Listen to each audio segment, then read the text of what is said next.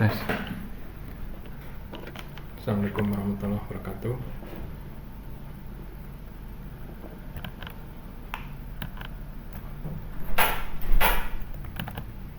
Baik, kita mulai aja sambil nunggu teman-teman yang lain. Jadi sesi kedua ini rencana saya hanya mau menjelaskan contoh script untuk melakukan analisis deskriptif untuk dataset yang kemarin saya share terkait Transjakarta.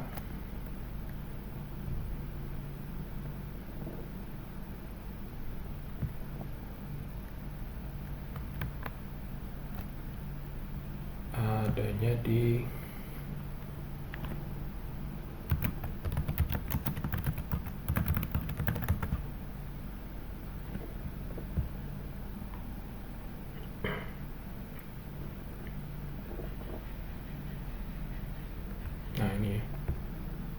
ini yang jadi contoh di sini.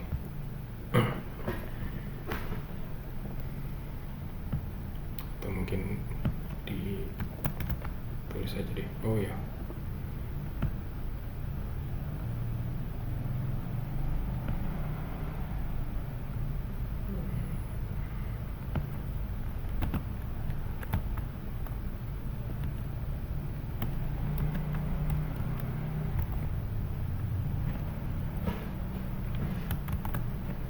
Ini sumbernya. Jadi yang pertama kita mengasumsikan bahwa data yang akan kita analisis itu bentuknya CSV, berarti tabular, sejenis dengan Excel ya.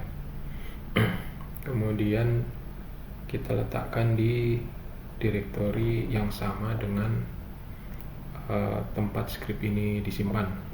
Jadi langsung menuju ke filenya, karena dia setara, maka dia langsung dituliskan nama filenya di sini. Lalu kita ingin melihat karakteristik datanya, dalam arti kita melihat jumlah, ada berapa baris, berapa kolom. Di sini ada 189.500 baris dengan 22 kolom. 22 kolomnya ini ada ID transaksi, ada ID kartu, ada bank, card name, dan seterusnya. Kemudian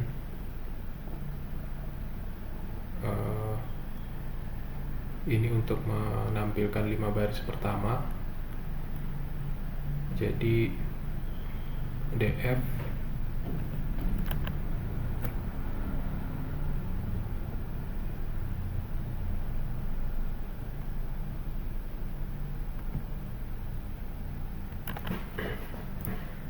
adalah objek yang merefer pada dataset ini.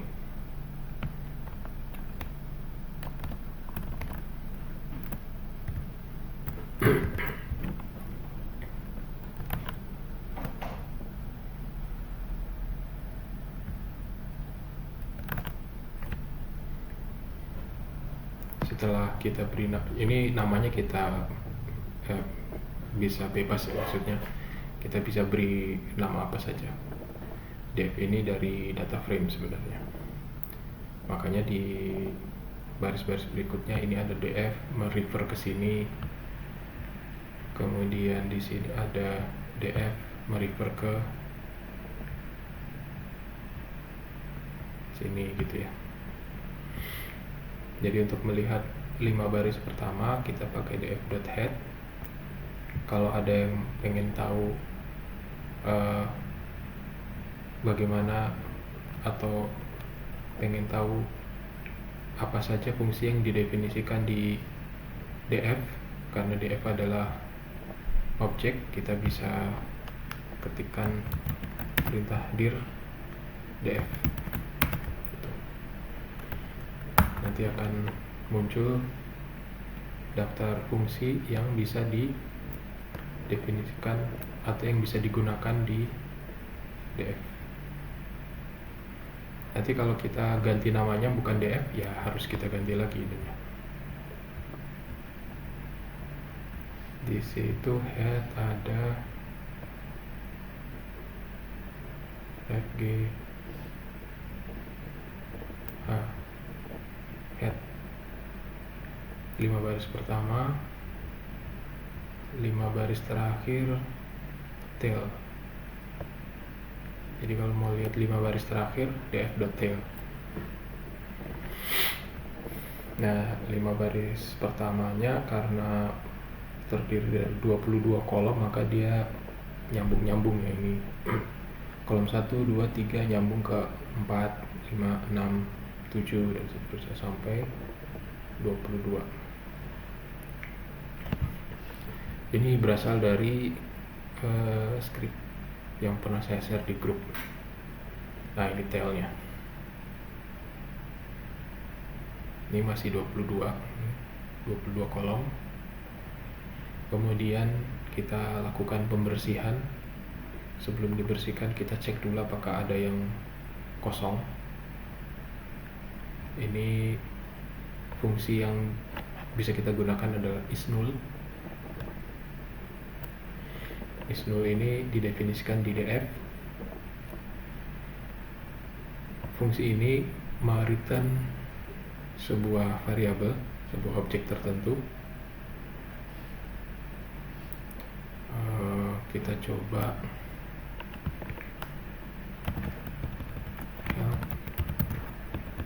dot apa tadi? isNull.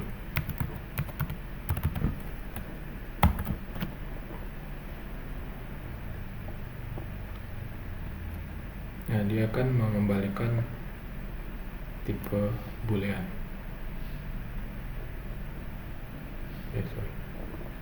isNull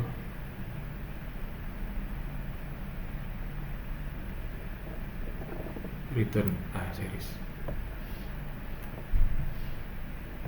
Jadi ketika fungsi ini dijalankan dari sebuah objek, misalnya df, maka dia akan mengembalikan sebuah objek bertipe series atau data frame. Jadi series ini versi data frame yang satu dimensi, bisa kolom bisa baris tergantung persepsi kita. Nah, di isNull ini dia akan, karena dia mengembalikan sebuah objek bertipe series atau data frame, maka si objek ini juga akan punya fungsi. Jadi sebuah objek punya fungsi namanya isNull. Objek ini menjalankan fungsi bernama isNull. Fungsi isNull ini akan mereturn sebuah objek. Objek itu punya fungsi juga. Makanya di sini fungsinya berulang ya. Ini objek menjalankan fungsi sum.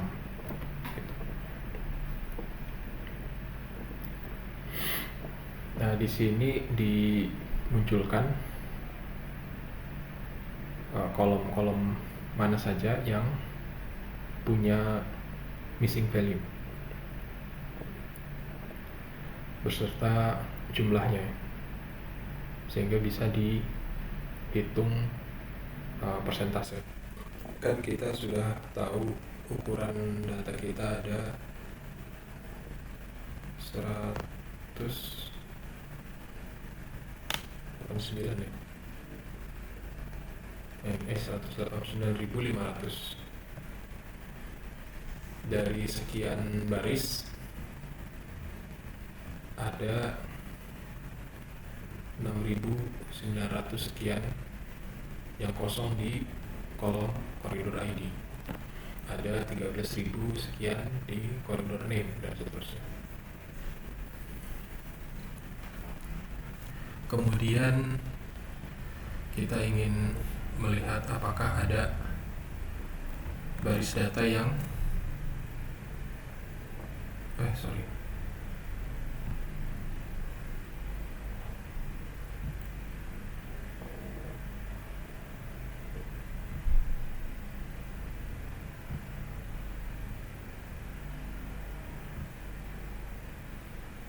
mohon maaf tadi putus ya.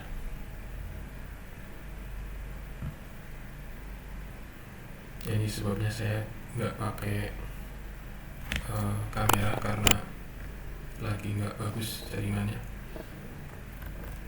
Oke, kita lanjut.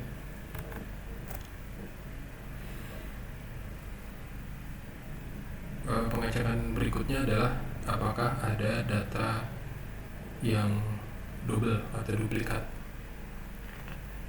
Ini juga dijalankan oleh objek df, objek yang merefer ke dataset secara keseluruhan, dataset yang CSV tadi. Di dalamnya ada fungsi duplicated, kemudian di sini dia akan mereturn sebuah objek. Nanti kalau mau dicek apa ya return value-nya, bisa dicek di sini.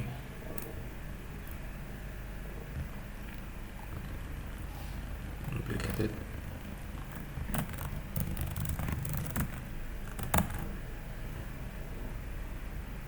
Maka dia akan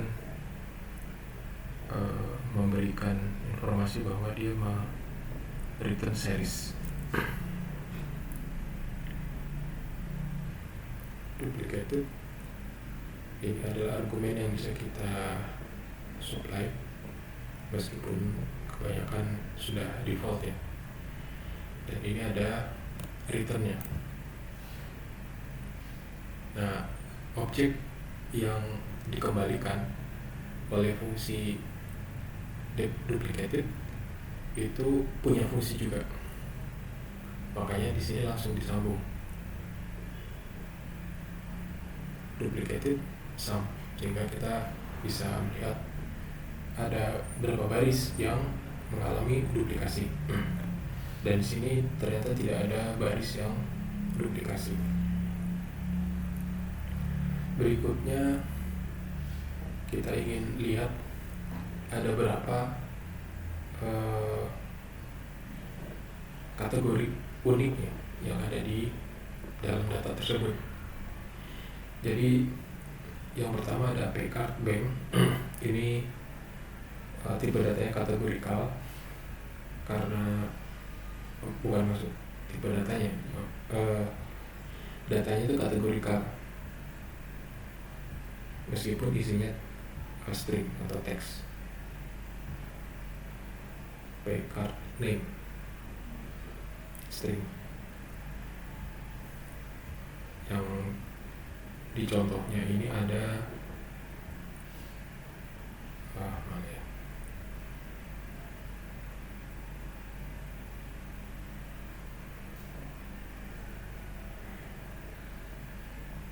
P-card bank, DKI Imani, DKI BNI. Ini yang disebut kategorikal. Meskipun isinya teks string, tapi dia menunjukkan sebuah kelas tertentu atau kategori tertentu. Kategorinya bank penyedia layanan uang elektronik. Kemudian gender dari pengguna kartu yang dipakai untuk membayar Transjakarta. Kemudian koridor atau jalur, tentu jumlahnya terbatas ya, koridor sekian gitu. Dan arahnya, tentu di setiap dataset akan punya atribut yang sifatnya seperti ini, kategorikal, dan bisa dipakai untuk memprofiling datanya. Misalnya P-card bank, berarti ada bank-bank tertentu sebagai penyedia layanan uang elektronik. Jumlahnya pasti terbatas, yang nanti akan kita hitung jumlahnya ada berapa. Mungkin saja ada penyedia uang elektronik yang lain di luar ini yang ingin merebut ceruk pasar ini juga. Jadi dia mungkin bisa merancang strategi ya, wah saya akan bersaing dengan sekian penyedia layanan uang elektronik, gimana caranya misalnya. Kalau koridor ID mungkin dipakai oleh pengelola Transjakarta ya. Jadi mungkin mereka bisa melihat mana nih koridor-koridor yang pelanggannya bisa dibilang sangat banyak lah, atau pelanggannya terlalu sedikit, sehingga mungkin yang koridor yang pelanggannya sedikit, armadanya bisa dialihkan ke koridor yang pelanggannya sangat banyak. Nah, dari sini kita lihat skrip ini mendefinisikan dulu atribut apa saja yang ingin dilihat, keunikannya. Sekali lagi, setiap data akan punya atribut seperti ini yang berbeda ya. Nah, di sini diperoleh karena dia looping sebanyak ini, jadi dia akan otomatis melooping pada setiap isi list. Kemarin sempat kita bahas, ini adalah struktur data list karena ditutup dengan kurung siku. Kurung siku berarti pakai kurung siku itu list.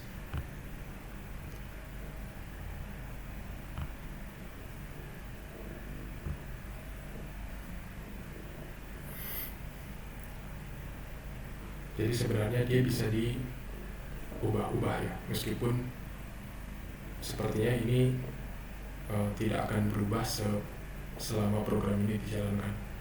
Seandainya sampai di bawah tidak pernah berubah, kita juga bisa mengubah kurung ini jadi kurung biasa, atau kemarin kita sebut sebagai tuple. Kalau tuple itu isi elemennya tidak berubah, susunannya atau urutannya juga tidak berubah. Kalau mau diubah berarti langsung ditimpa. Tapi untuk kasus ini dia pakai list. Kemudian di sini ditemukan ada 6 penyedia uang elektronik, 2 gender, 221 koridor, ada 2 arah. Kemudian kita ingin mendetilkan tipe datetime.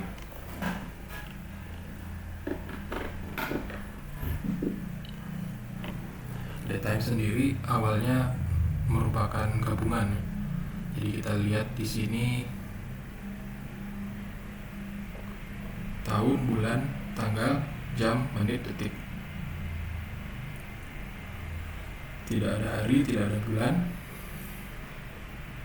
tidak ada pekan. Di sini kita akan mendetilkan. Jadi untuk kolom tab in time tadi atau tab out time itu kita akan pecah jadi kolom tanggal, kolom jam, nama hari, nama bulan, dan tahun. Sehingga yang awalnya ada 22 kolom sekarang jadi 29 kolom, ketambahan 7 kolom baru. 1, 2, 3, 4, 5, 6, 7.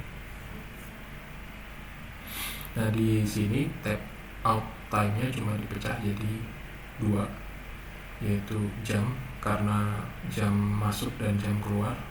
Tentu asumsinya harinya sama ya. Sangat tidak wajar kalau tap in hour, tap out hour itu beda hari. Nah, saya juga belum tahu ketika apakah ada layanan Transjakarta yang 24 jam gitu, sehingga kita tap in misalnya 23.55, keluarnya 00.15 misalnya. Dia menggunakan layanan 20 menit tapi lompat hari gitu. Asumsi di dataset ini layanan Transjakarta tidak lewat hari, sehingga dia tidak perlu melibatkan perhitungan hari di tap out. Jadi cuman lihat jamnya aja, kemudian dihitung selisihnya terhadap tap in. Mungkin ada yang iseng ya, 221 koridor tadi dia datang tap in, nggak sempat tap out, pindah koridor lagi sampai semua koridor dia kunjungi gitu, tapi nggak keluar. Mungkin ada yang kayak gitu. Tapi di sini kita lihat terjadi penambahan jumlah kolom yang tadinya 22 jadi 29. Tambahannya dari tap in date.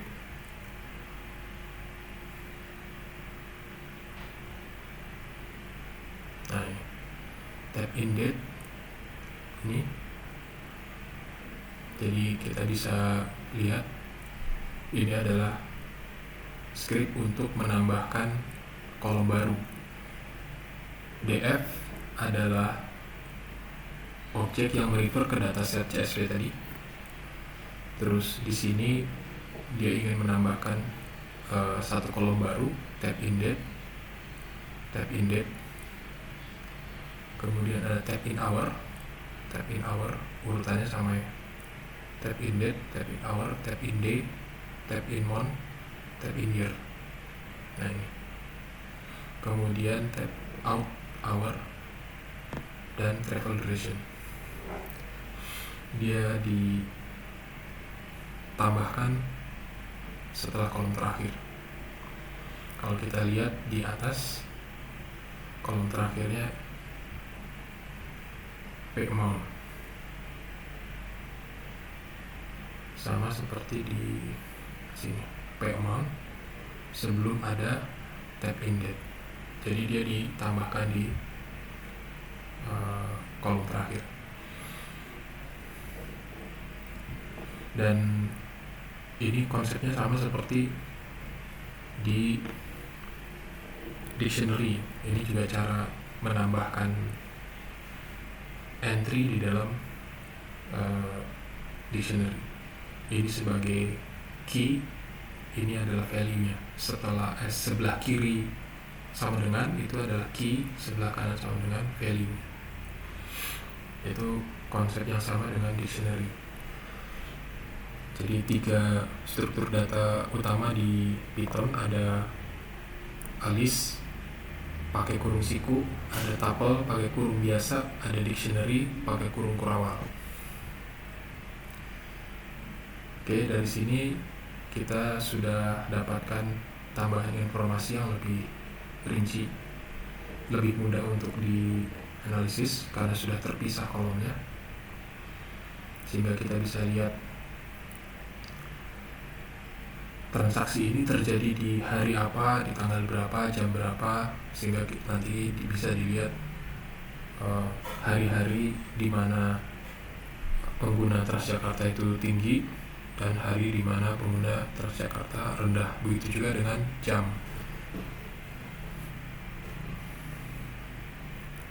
Kemudian ini untuk melihat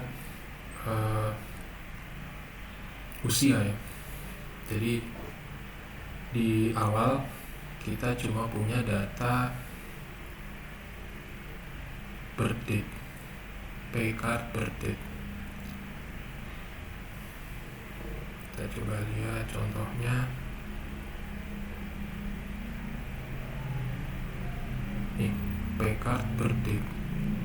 Isinya cuma tahun. Nah, itu dipakai untuk menghitung umur pengguna ketika transaksi ini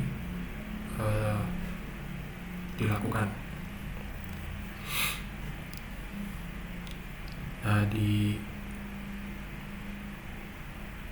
data sebelumnya kita punya year, tap in year.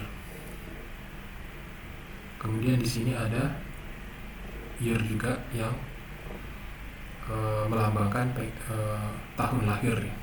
Sehingga kita akan tambahkan satu lagi kolom usia, age. Nah, ini setelah travel duration ada age. Ini dihitung dari tap in year dikurangi Paycard birth date. Kebetulan data ini hanya berisi transaksi di tahun 2023. Seandainya ini terjadi di tahun yang berbeda-beda atau lintas tahun lah ya, maka kita akan gunakan pendekatan yang sama dengan ini. PD to numeric, kemudian baru DF-nya. Jadi di sini tipenya sebelumnya tipenya string ya. Kalau di Paycard birth date, coba kita lihat.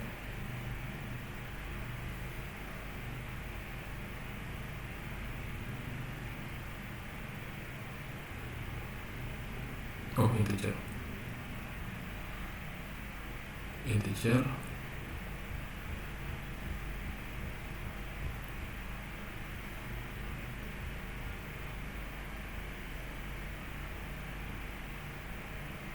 Nah, nanti bisa dicoba apakah ini bisa langsung dikurangi ya.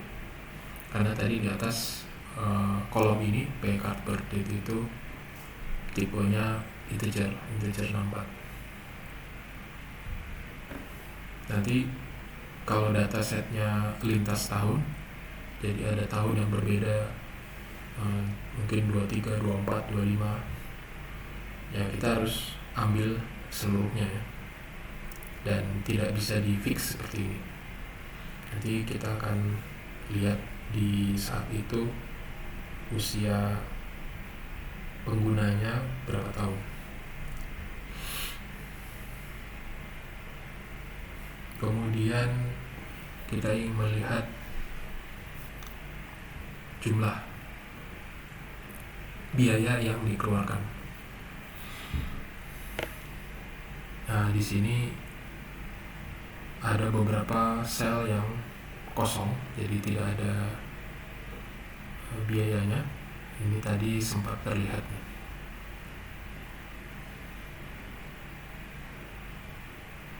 Nah, ini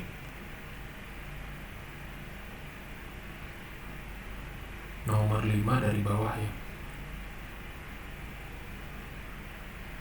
Entah mungkin ada promo atau gimana. Jadi tidak ada biaya yang keluar. Apakah itu anomali? Ya belum tentu. Kalau memang dibolehkan, misalnya ada promo, ya di situ tertulis 0. Tapi kalau isinya kosong, maksudnya tidak ada angka sama sekali, nah itu mungkin adalah anomali. Apakah tidak terrecord atau bagaimana? Atau mungkin ada kartu-kartu tertentu ya yang tidak dipungut, mungkin petugasnya, sehingga bisa dilihat siapa bertugas kapan gitu. Dilihatnya dari sini misalnya.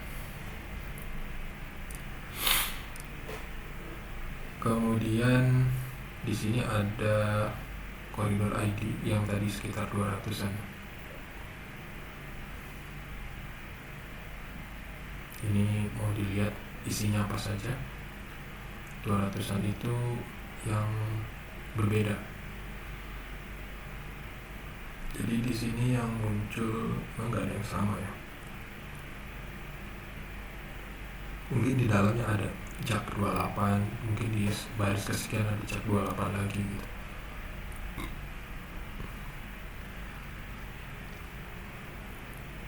Kemudian kita ingin melihat karakteristik data secara statistik. Ada jumlahnya, ya tentu ininya sama, jumlah datanya. Kemudian rata-rata dari data tersebut, tentu ini yang isinya numerik. Rata-rata standar deviasi minimum ini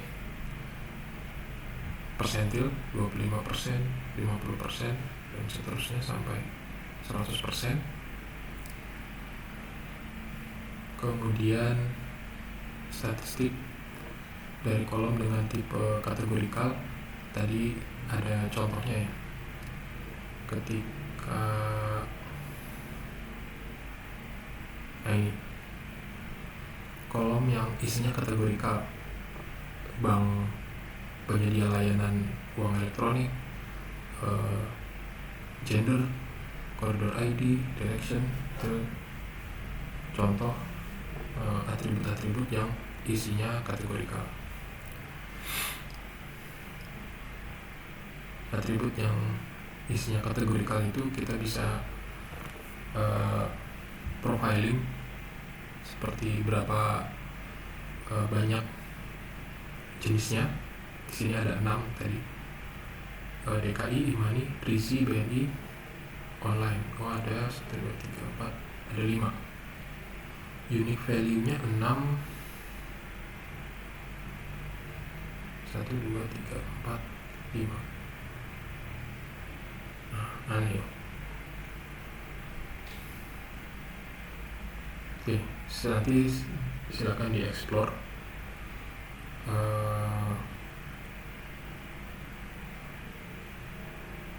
Atau mungkin ini top 5.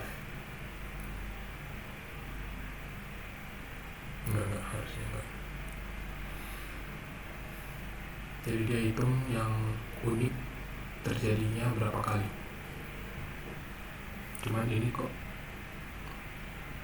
uniknya 6, yang muncul 5.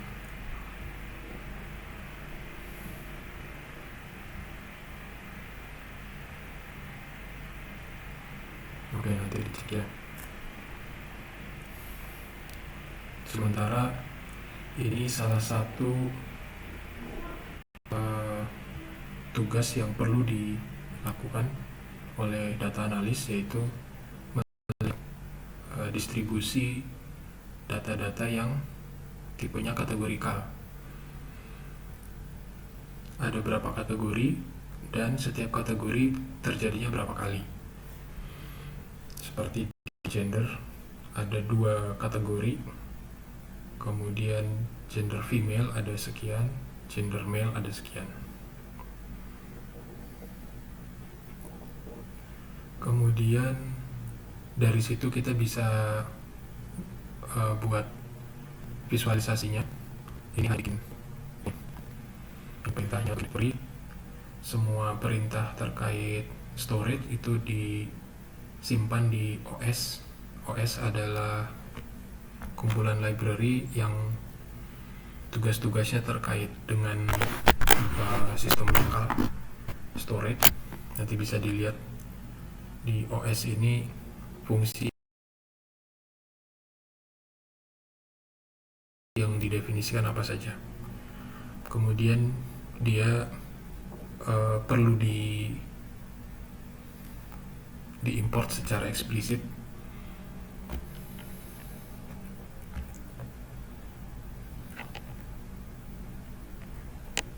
Ini contohnya, tapi tidak perlu di install. Jadi tidak seperti Pandas harus diinstal supaya bisa diimport. Tapi kalau OS secara otomatis terinstall, tapi tidak otomatis langsung dikenali, jadi harus diimport. Meskipun terinstall, kalau tidak diimport, kita tidak bisa melakukan operasi terkait storage tadi, create directory, delete, remove, change directory, itu nggak bisa. Jadi harus diimport dulu, kemudian baru fungsinya bisa kita gunakan. Di sini yang kita gunakan adalah memastikan apakah pet ini ada. Bisa jadi ada sintaks yang salah di baris-baris tertentu, entah di baris keberapa, dan mungkin saja kita harus nge-run ini beberapa kali. Nah, kalau ini udah sempat di-run, lalu mungkin ada kesalahan di sini seperti tadi ya. Tadinya ini ada di Google Colab yang secara fisik harus kita definisikan path-nya. Sementara ketika dijalankan berhenti di tengah jalan karena tidak bisa selesai ya. Mungkin ini terlalu besar juga untuk diolah di Google Colab. Kemudian saya unduh ke lokal, path-nya masih ke bawah sehingga harus saya ulang. Nah, kalau ini udah sempat dibuat, maka kita tidak perlu menjalankan perintah ini. Jadi kalau direktorinya udah ada, ya nggak usah bikin lagi gitu. Kemudian ini fungsi untuk menyimpan hasil plot yang akan dipakai secara berulang. Untuk fungsi kelas biasanya ada kata kunci define. Kalau udah ada define, berarti script yang ada di bawah baris perintah ini kenal bahwa di atasnya ada perintah save plot yang bisa dipakai.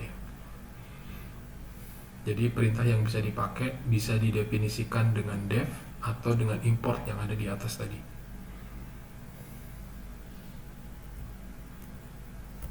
Nah, ini fungsi-fungsi yang ada di sini bisa digunakan.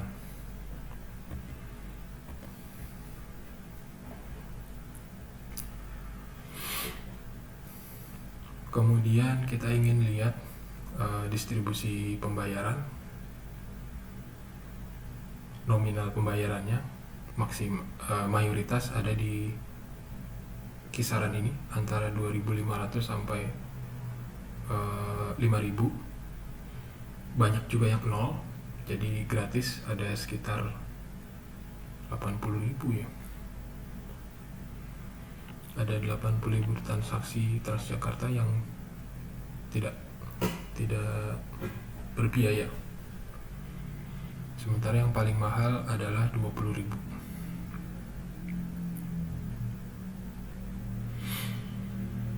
Nah, ini distribusinya untuk rata-rata, standar deviasi, minimum, maksimum. Secara statistik kita bisa lihat sebarannya. Jadi sebarannya lebih cenderung ke bawah, makanya dia ada di sini. Kemudian kalau mau lihat distribusi usia yang ilustrasinya seperti ini, kita bisa jalankan perintah ini. Kita akan gambar histogram. Histogram ini bar chart yang tingginya batang ini sama dengan akumulasi jumlah pengguna di rentang usia ini.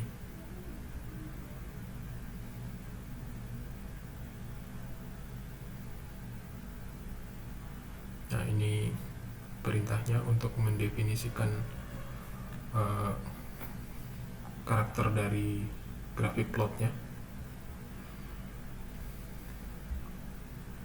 Jadi ini sebenarnya dia mau bikin dua plot. Plot 0, plot 1.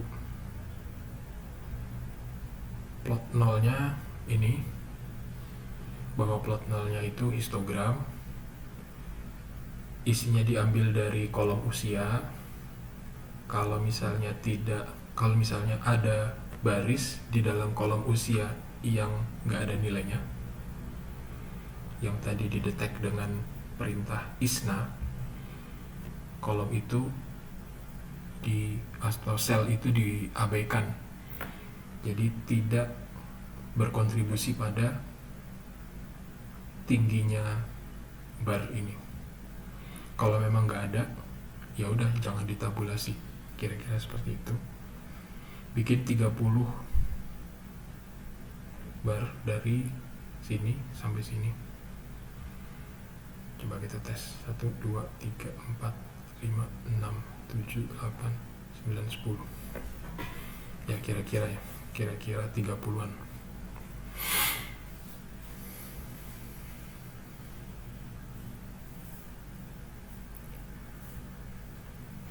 Kemudian XY,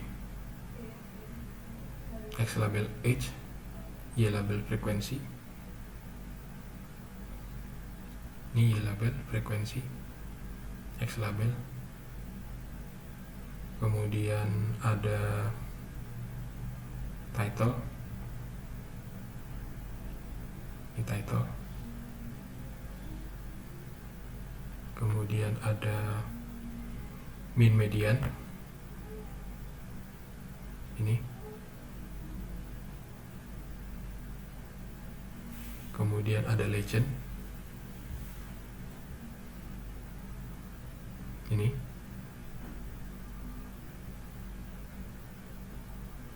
Kemudian grid, ini garis-garis.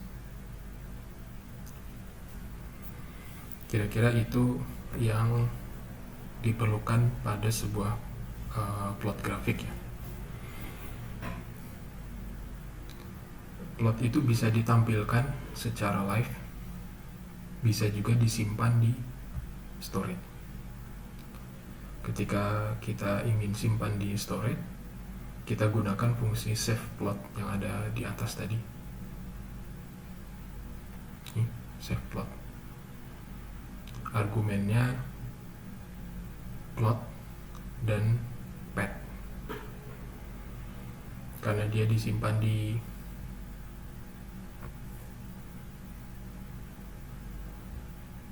direktori yang kita sudah siapkan di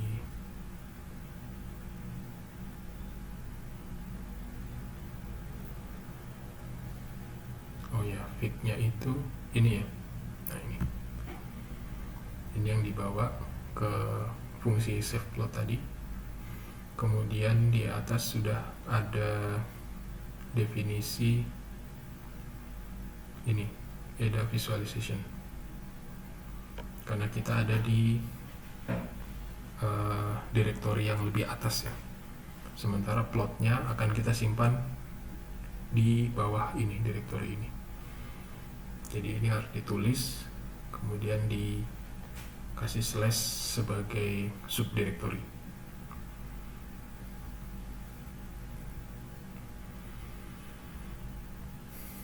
Kemudian dari gender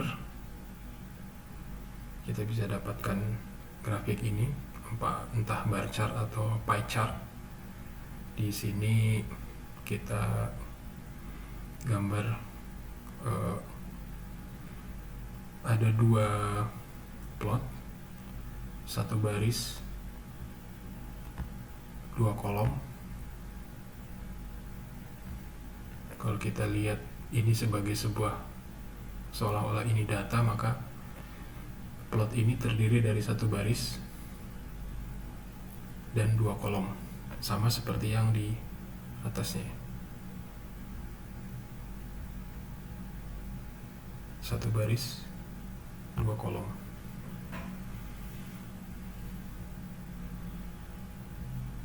Plot yang pertama bar, kalau yang tadi histogram ya. Nah, ini histogram. Kalau yang ini bar. Karena di sini udah jelas gendernya pria wanita. Tapi kalau histogram itu kumpulan nilai. Jadi tidak dibikin yang umurnya 10 tahun berapa, 11 tahun berapa, 12 tahun berapa, enggak. Nanti barnya sangat terlalu kecil ya, tipis-tipis gitu. Jadi ini rentang usia, ini bukan satu nilai usia tapi satu rentang usia. Makanya pakai histogram. Kalau bar ya langsung aja satu. X label, Y label, title, kemudian masih plot ke 0, plot pertama. Ini untuk menggambarkan ini kontennya. Nah ini nih, ini dia sedang menuliskan counting, enumerate gender count. Jadi ada 101.790, itu asalnya dari sini, perhitungan ini. Kemudian ini digambarkan atau dituliskan posisi teksnya. Makanya teksnya itu ada di nilai tertentu ditambah 10. Ini coba aja tambah 20 misalnya. Nanti dia posisinya lebih ke atas. Kemudian ini untuk pie chartnya. Plot kedua berarti indeksnya 1, plot pertama indeksnya 0. Ini. Nah, plot kedua ini indeksnya 1, yang mau diplot adalah pie. Nanti kalau mau tahu apa saja argumen yang perlu kita supply ke fungsi pie, fungsi bar, fungsi histogram, itu pakai fungsi dir tadi.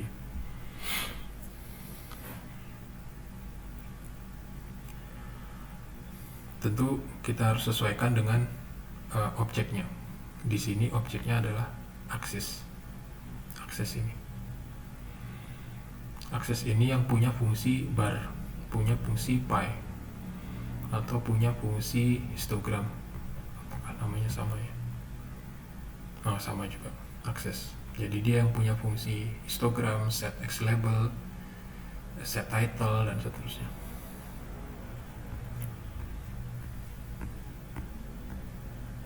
Kemudian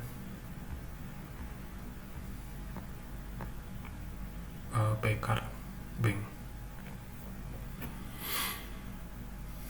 Nah ini baru 6 nih, 1, 2, 3, 4, 5. Nah ini, jadi yang tadi di atas ditemukan ada 6 nilai unik pada paycard bank. Meskipun munculnya cuma 5, ini ternyata ada satu lagi sesuai dengan kriterianya. Nanti silahkan dicek kenapa yang di atas munculnya 5, di sini bisa 6.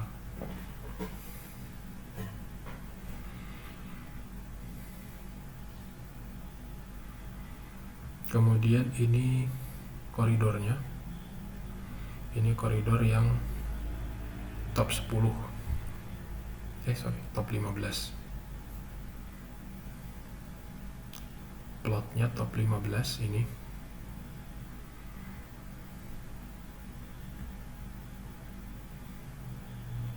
Sementara ini top 10-nya. Top 10 hanya teks saja. Kalau top 15 ada plotnya. Nah, di sini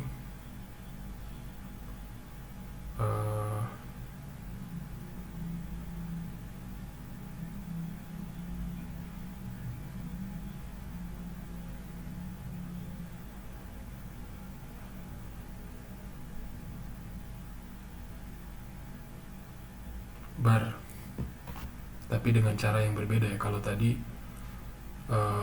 objek yang dipakai untuk mengupload ini itu adalah akses yang di sini, sementara di sini dia pakai bar dari argumen itu karena objeknya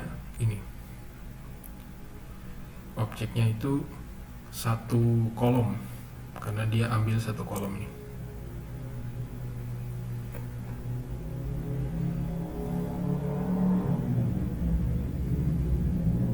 Nah, begitu juga dengan ini, jenisnya bar. Nanti coba dicek apakah objek ini bisa punya argumen yang nilainya berbeda. Kalau selain bar ada nggak gitu, nanti silakan dicek ya. Itu salah satu cara untuk mengetahui kita bisa gunakan fungsi apa, kita bisa supply argumen apa, nilainya berapa, dan seterusnya. Nanti munculnya jadi seperti ini. Ini kenapa seperti orange, karena di sini tulisannya coral gitu ya. Ini kalau warnanya kita isi value yang berbeda ya berbeda lagi. Tapi apakah bisa kita isi blue atau bisa kita isi merah gitu? Ya kita lihat dokumentasinya.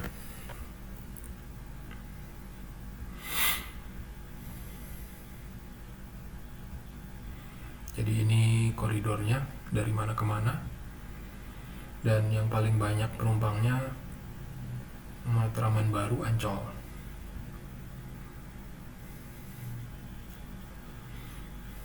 Nah, sampai di sini kita masih lihat satu atribut ya. Atribut gender, atribut usia, atribut koridor, satu-satu. Tapi sekarang kita mulai proyeksikan. Kita lihat pembayaran berbasis gender. Maksudnya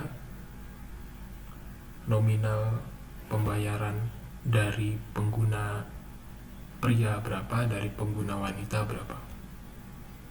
Ternyata rata-ratanya sama ya.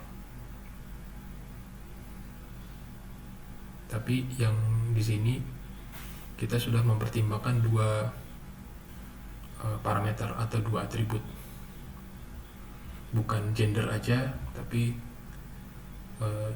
gender dari perspektif pembayaran. Mungkin nanti gender dari perspektif jenis kartu atau jenis uang elektronik yang dipakai. Gender dari perspektif usia misalnya. Gender dari perspektif koridor misalnya. Itu akan mendapatkan insight yang baru, yang berbeda gitu ya. Nah, misalnya ini rata-rata pembayaran dari sisi usia. Oh, ternyata rentang usia 18 sampai 30 itu yang pembayarannya paling banyak, paling besar.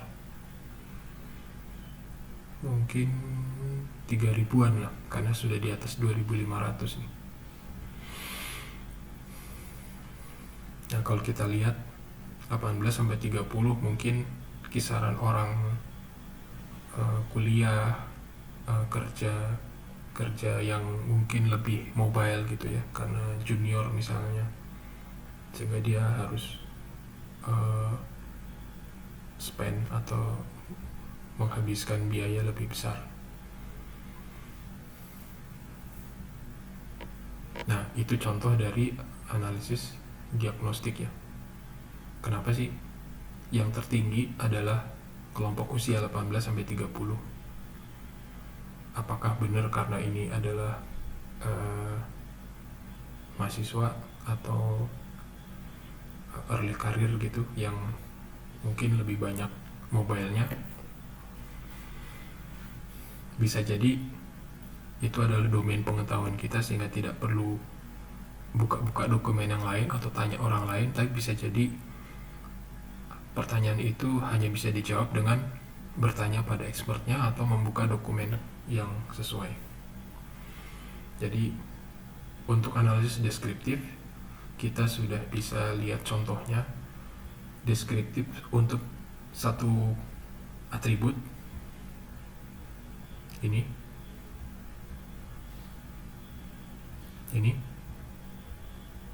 tapi sekarang kita tambahkan dengan perspektif yang berbeda.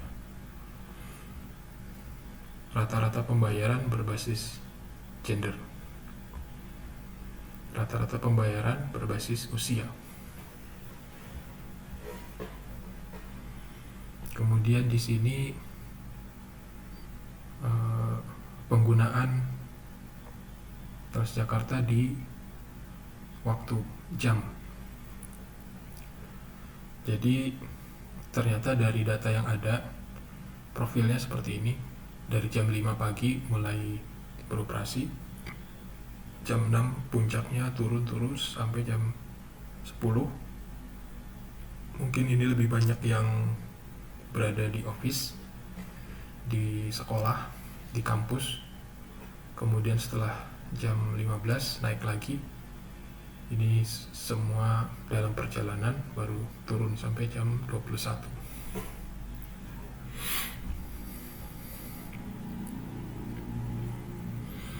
Sehingga bagi pengelola Transjakarta, di jam-jam ini mungkin kita operasikan armada yang lebih sedikit karena penggunanya memang sedikit.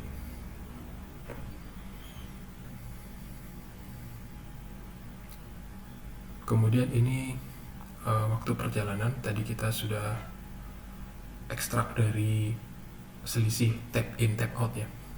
Sudah ada kolom khusus yang menunjukkan durasi perjalanan.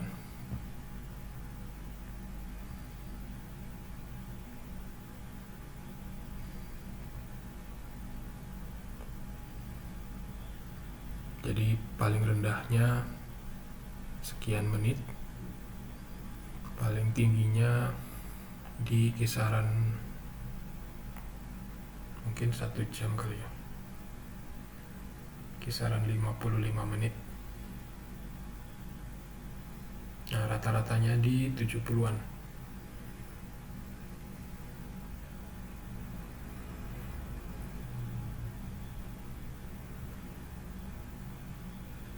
Plot pertama pakai histogram sama seperti rentang usia tadi. Kemudian ini durasi sekian sampai sekian menitnya. Kemudian korelasi ini melihat keterkaitan satu atribut dengan atribut yang lain. Di sini kita gunakan heatmap untuk atribut yang berkorelasi dengan dirinya sendiri, itu korelasinya 1 atau maksimal. Sementara atribut-atribut lain itu korelasinya lebih rendah. Kita bisa lihat dari warnanya, semakin gelap itu semakin kuat, semakin biru itu malah semakin bertolak belakang.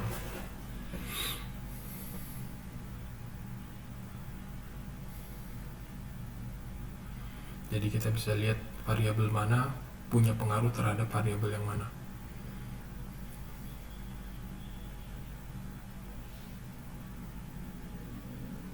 Misalnya tap in hour, dia berkorelasi dengan travel duration.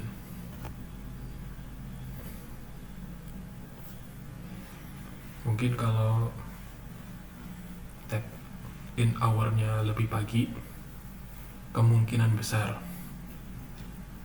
jarak tempuhnya lebih jauh, karena kan ini warnanya agak orange ya. Orange itu di kisaran ini,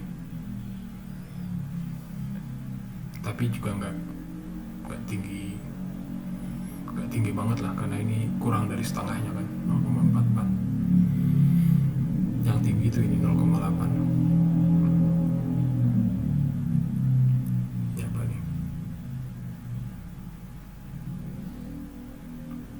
stop start sequence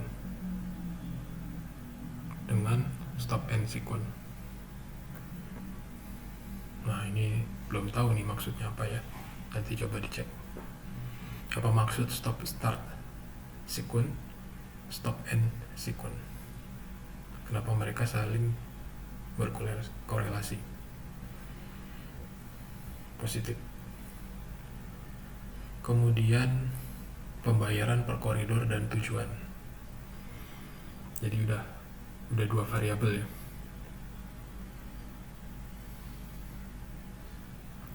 Di sini koridornya, di sini ada rata-rata pembayaran, di koridor dan arahnya.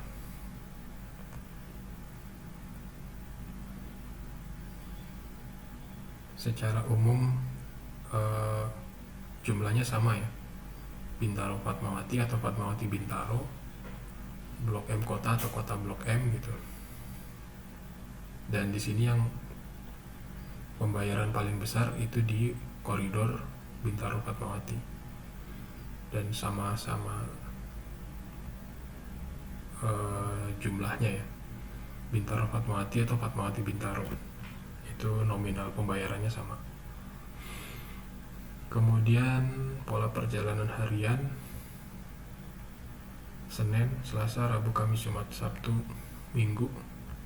Ternyata trennya weekdays tinggi, weekend rendah. Kalau ditanya kenapa, ya hari kerja versus hari libur lah gitu. Jawabannya berada di data itu sendiri, tidak perlu melihat data yang lain. Meskipun di beberapa kasus sangat mungkin jawabannya ada di data yang lain.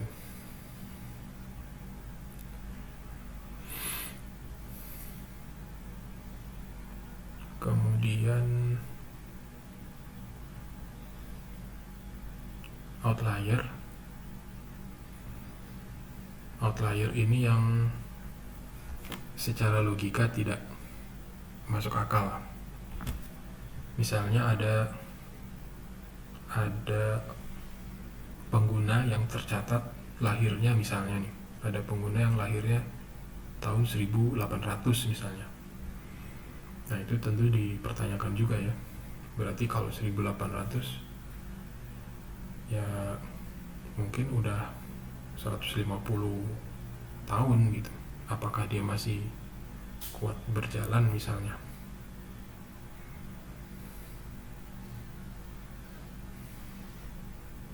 Kemudian ini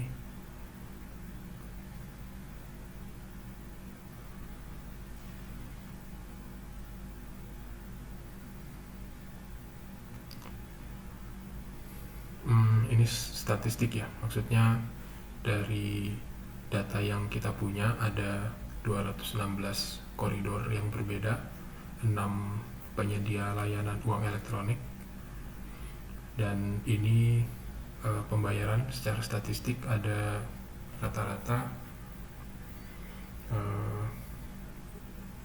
yang paling banyak terjadi tadi di awal udah ya.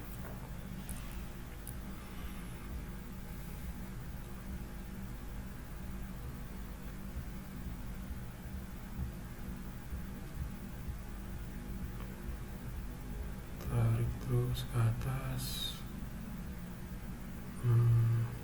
Nah, ini nih.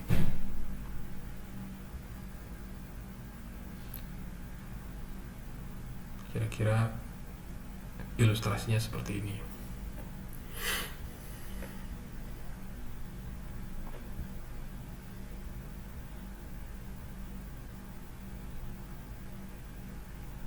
Yang ini. Kemudian statistik pelanggan dari sisi gender, dari sisi usia, rata-ratanya 32, range-nya 11-17, 11 usia termuda, 77 usia paling tua. Kemudian yang populer, ini banyak penggunanya, Matraman baru ke Ancol, tadi kita udah lihat. clock grafiknya. Kemudian peak hour itu di jam 6, hari paling sibuk itu Jumat. Ini secara statistik ya, statistik dan tekstual. Kalau yang tadi kan visual dengan plot. Nah, kira-kira seperti itu contoh analisis data yang diminta di ujian. Nah, di sesi pelatihan sebelumnya itu ada yang memodifikasi skrip ini untuk data yang berbeda.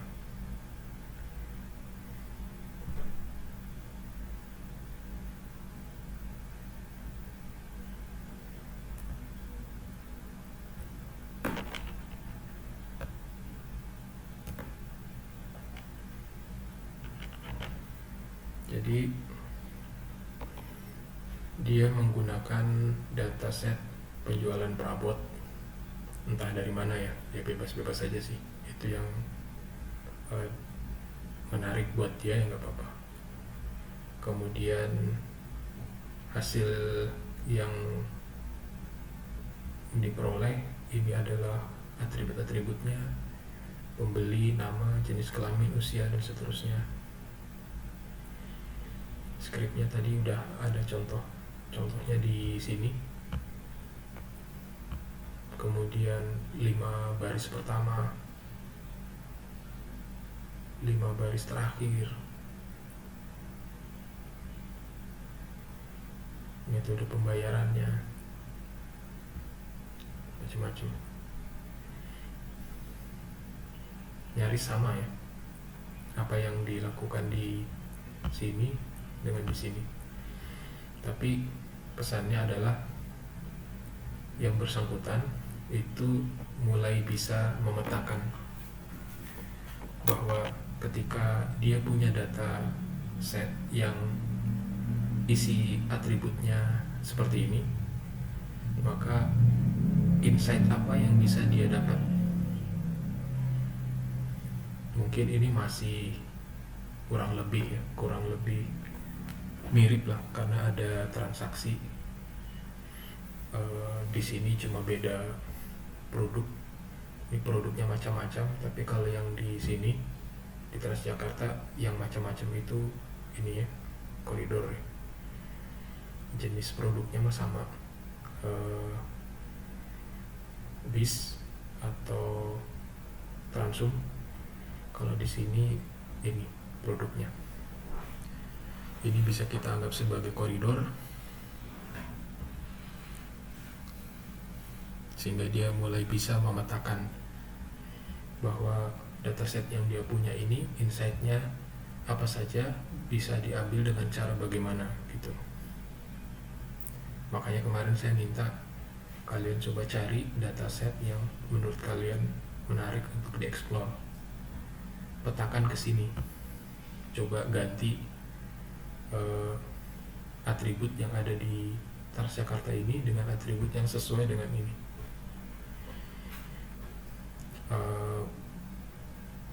Bukan sesuai, benar-benar sesuai, maksudnya disesuaikan lah ya. Disesuaikan dengan target dataset yang baru. Insight yang mau kita ambil kurang lebih sama, terkait tabulasi dari data-data kategorikal. Data numerik bisa pakai range, dan kita tabulasi juga range sekian, seperti usia, itu distribusi penggunanya seperti apa, yang mayoritas ada di mana, yang minimal ada di mana gitu. Itu yang dimaksud dengan analisis data deskriptif. Kemudian saya udah siapkan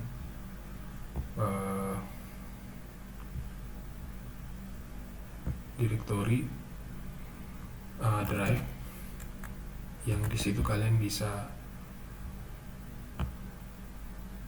submit tugas. Jadi tugas yang saya minta, sebenarnya bukan saya yang minta sih, LSP minta kalian menyelesaikan tugas. Tugas dari saya adalah cari dataset yang menurut kalian menarik untuk dieksplorasi. Seperti contoh ini, data penjualan perabot misalnya. Ya terserah lah mau data apa gitu. Lalu kalau bingung mau dieksplor seperti apa, coba petakan ke sini. Ini minimalis. Ini ada dataset untuk kasus tertentu yang mau dilihat apa saja, caranya bagaimana. Coba petakan ke kasus yang baru. Belum tentu plek keciplek lah, belum tentu sama persis. Nah, coba kalian adaptasikan dataset yang kalian pilih dengan kasus ini. Nanti hasilnya disimpan di drive yang udah saya siapkan. Nanti saya share ya. Saya share di grup. Nah ini sudah ada nama-namanya, jadi tinggal paste aja ke sini. Jangan ke nama temannya ya. Nanti yang dinilai temannya. Oke, saya sudah berbicara cukup lama sendirian. Kalau ada yang mau disampaikan silahkan sebelum kita tutup.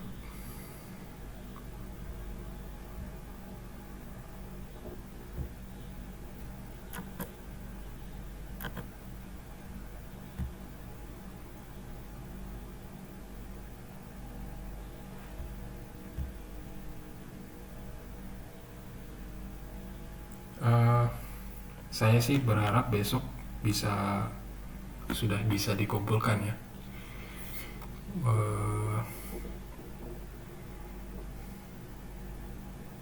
Harusnya bisa. Jadi rencananya besok kita mulai jam 13,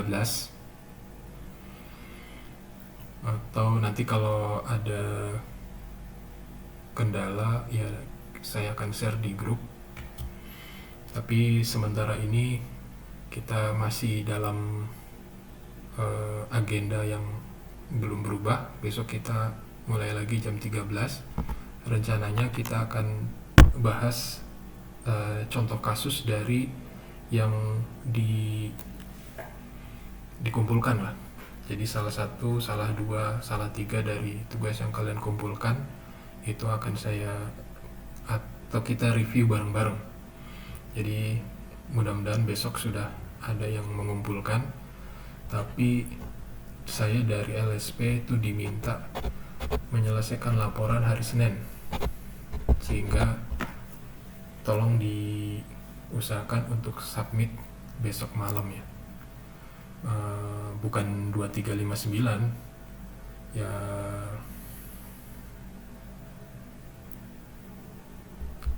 jam 20 lah ya. Besok jam 20, jam 8 harapannya udah pada submit.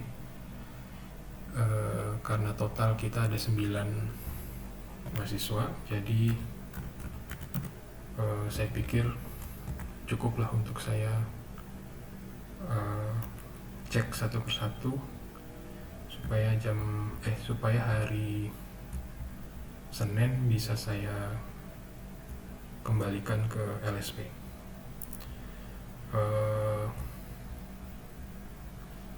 Oh ya, kemarin ada kabar dari LSP minimal sesi yang diikuti itu 2 kali.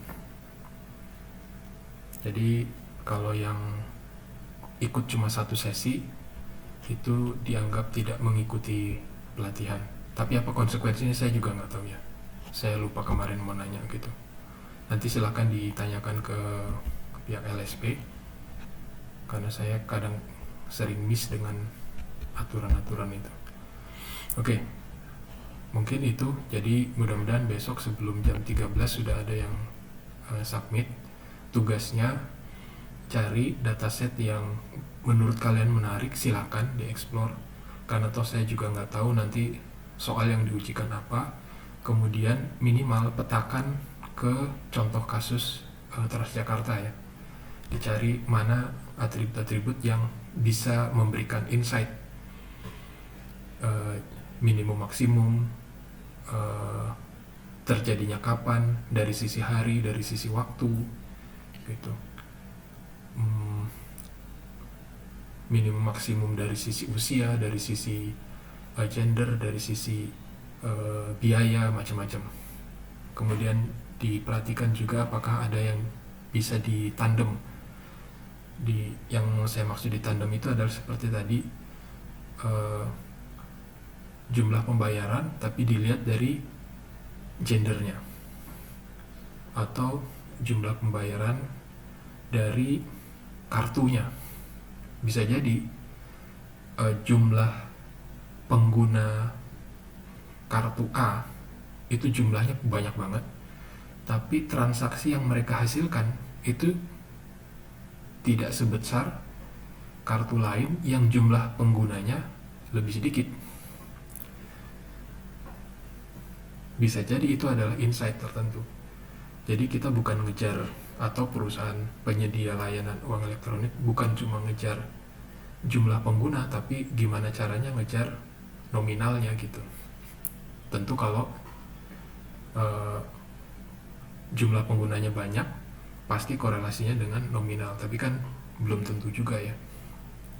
Kita jadi bisa ngelihat, oh ternyata pengguna kartu atau uang elektronik jenis ini tuh lebih sering bepergian dalam jarak yang jauh misalnya, sehingga dia harus ngeluarin ongkos lebih mahal, atau insight-insight yang lain lah gitu ya. Tapi dari situ kelihatan kita bisa ngelihat. Oke, silakan kalau ada yang mau bertanya. Kita bisa melihat insight dari satu perspektif, dua perspektif, tiga perspektif kalau memungkinkan gitu.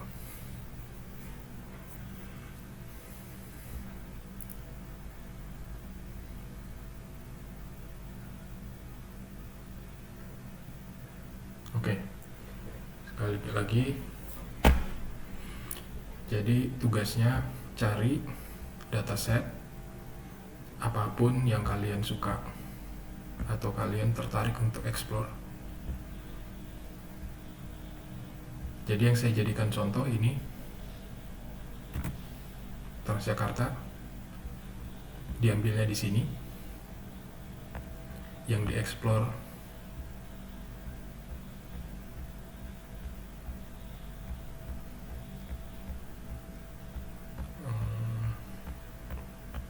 tabulasi ya, ini jumlah pembayaran, usia pengguna, gender pengguna, dan seterusnya. Ini masing-masing masih satu ya, koridor yang banyak digunakan semua masih satu, tapi ini udah mulai dua nih. Pembayaran berbasis gender, pembayaran berbasis usia gitu. Ini contoh yang saya kasih. Kalian cari yang lain seperti ini contohnya. Ini ada dari kelas sebelumnya, dia pakai data penjualan perabot. Saya juga lupa ini diambil dari mana gitu. Kalau bisa nanti juga di share sumbernya. Minimal lakukan hal yang sama. Hal yang sama itu tentu nggak bisa sama persis ya. Kalau di sini ada gender, mungkin di sini ada gender juga gitu. Tapi nggak ada ya di sini. Oh, ini ada, ini gender. Ada usia. Entah ini dibuat-buat sama dia sendiri supaya pas dengan perintah ini, ya nggak apa-apa juga. Atau saya juga nggak tahu. Jadi cari dataset apapun yang menurut kalian menarik, terus petakan ke sini, ini minimal ya.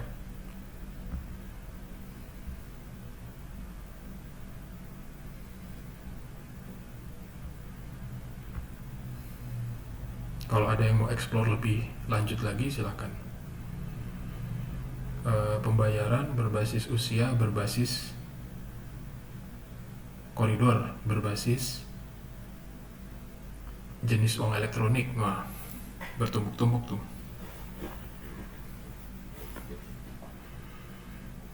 Kalau 2 tingkat begini caranya, gimana kalau 3 tingkat, gimana kalau 4 tingkat gitu.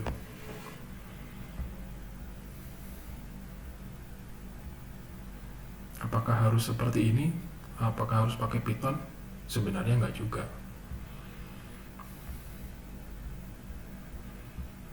Mau pakai manual pun bisa dihitung satu-satu gitu. Tapi kan konyol ya.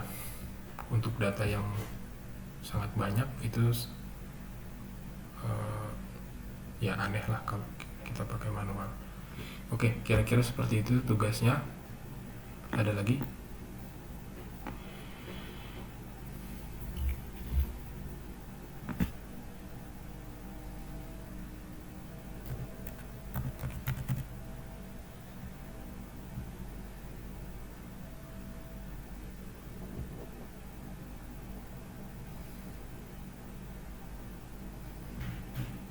Oke, saya pikir sudah nggak ada pertanyaan lagi.